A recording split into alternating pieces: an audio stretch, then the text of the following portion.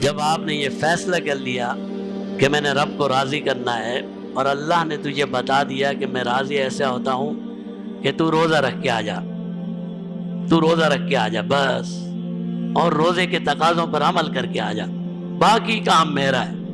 اور اللہ نے تجھے کھلا میدان دیا۔ کھلا میدان کیسے دیا؟ تیرا آپ کا اور میرا دشمن تھا شیطان، اللہ نے بند کر دیا، شیطان بند ہو گیا، جہنم کے راستے بند ہو گئے، جنت کے راستے سارے کھل گئے، فرشتے مقرر ہو گئے۔ ایک فرشتہ کہتا ہے یا باغی الخیر، نیکی کرنے والے آگے بڑھو، نیکیوں کا زمانہ آ گیا۔ دوسرا فرشتہ کہتا ہے یا باغی الشر اقصر، گناہ کرنے والے گناہ چھوڑ دے، روزہ آ گیا۔ اتنا کچھ اللہ نے تجھے دے کر، ایک پورا میدان دے کر، صرف تیرے ایک دشمن رہ گیا، وہ تو خود ہے، تیرا اپنا نفس ہے۔ دنیا کے سارے تیرے دشمن بند کر دیے گئے۔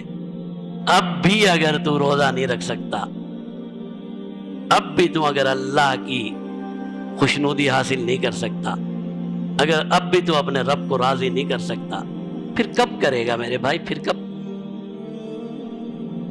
اب بھی اگر ہم یہ نہیں کر سکتے، رمضان میں بھی یہ نہیں کر سکتے، تو کب کریں گے؟ کون سا زمانہ آئے گا ہمارے لیے؟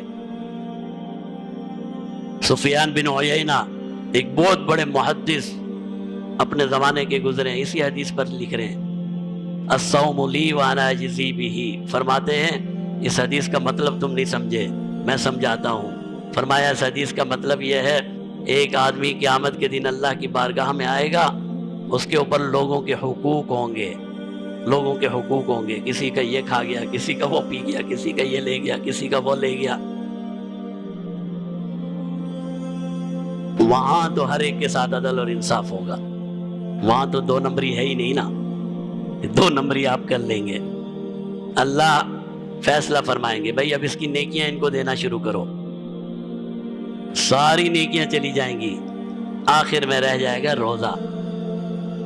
سفیان بن عیینہ بہت بڑے محدث ہیں، فرما رہے ہیں، میں اپنی طرف سے نہیں کہہ رہا، فرماتے ہیں جب آخر میں رہ جائے گا روزہ، اللہ فرمائیں گے یہ روزہ کسی کو نہیں دیا جائے گا۔ الصوم لی، یہ روزہ تو اس نے میرے لیے رکھا تھا، یہ روزہ کسی کو نہیں دیا جائے گا۔ وہ جو اتنے سارے کھڑے ہیں ان کا کیا کیا جائے؟ ان کے حق کہاں سے دیے جائیں؟ اللہ اپنی طرف سے انہیں راضی کرنا شروع کریں گے، اپنی طرف سے انہیں راضی کر کے اس بند، جیسے ہم ہوتے ہیں نا کسی کی طرف سے، یار میری اس کا ضامن میں ہوں، یار اس کو معاف کر دے میں تجھے یہ دیتا ہوں، یار تم اس کو معاف کر دے میں تجھے یہ دیتا ہوں۔ اللہ اپنی طرف سے راضی کرنا شروع کریں گے، کریں گے کریں گے، اور سب کو راضی کر دیں گے، اور آخر میں اسی روزے کی وجہ سے اسے جنت میں داخل کر دیں گے۔ اب اس روزے کی اگر ہم حفاظت نہیں کر سکتے، پھر تو الامان الحفیظ۔